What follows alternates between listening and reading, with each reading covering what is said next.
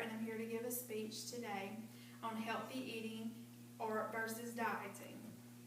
The self-esteem of most teenagers is worse than ever before, not only because we consistently put them down mentally, but because of their role models that they idolize. Their typical role model is like a thin, blonde, wealthy movie star for most of these girls. These girls feel like being thin, blonde, or having money is the root to all happiness. Whereas, in fact, happiness comes in all shapes and sizes. When we look at teenagers and what they're idolizing, we need to take a step back and look at their self-esteem of these teenagers. The further that we look into this problem at hand with the dieting in teenagers, we discover that teaching our kids healthy eating habits would benefit them so much more than dieting alone. These reasons, that their idolization, the numbers, the strive to be perfect, these are all factors of eating disorders today. It is estimated that 8 million Americans have eating disorders, 7 million of them being women and 1 million of them being men. This comes from the South Carolina Department of Mental Health. Focusing on being the ideal weight or looking like movie stars is what most are striving for, or should I say starving for. Teenagers think that if they starve themselves, then it's okay.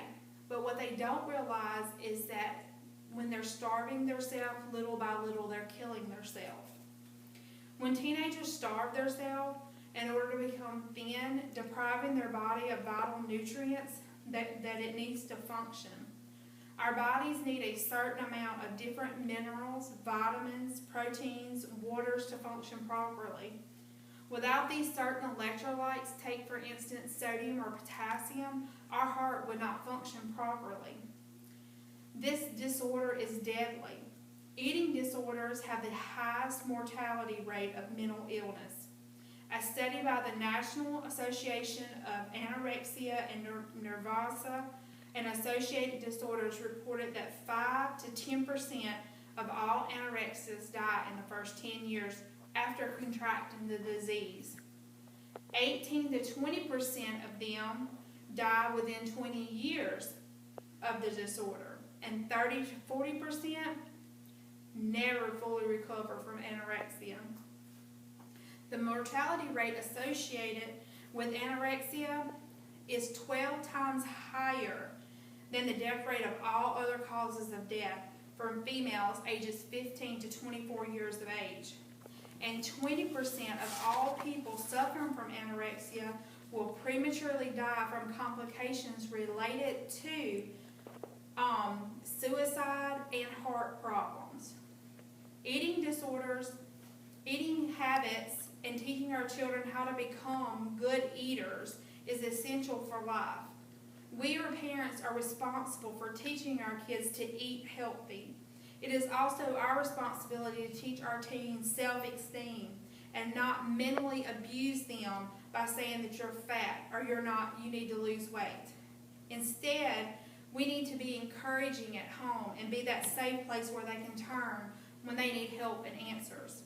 Helping them to make good choices and encouraging activities is ways that we need to help our teenagers in becoming the ideal weight and the ideal person instead of idolizing somebody that they will never be or could never be. We are all suffering from some type of mental abuse, whether you were overweight or not as pretty as the next girl. So why would you pass that on to your teen? The abuse needs to stop here, somewhere, and then encouraging needs to be started.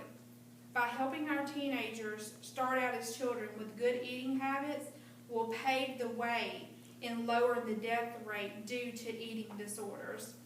As we look into the problem at hand with dieting with our teenagers, the more that we discover that teaching our kids healthy eating habits would benefit them far more than dieting.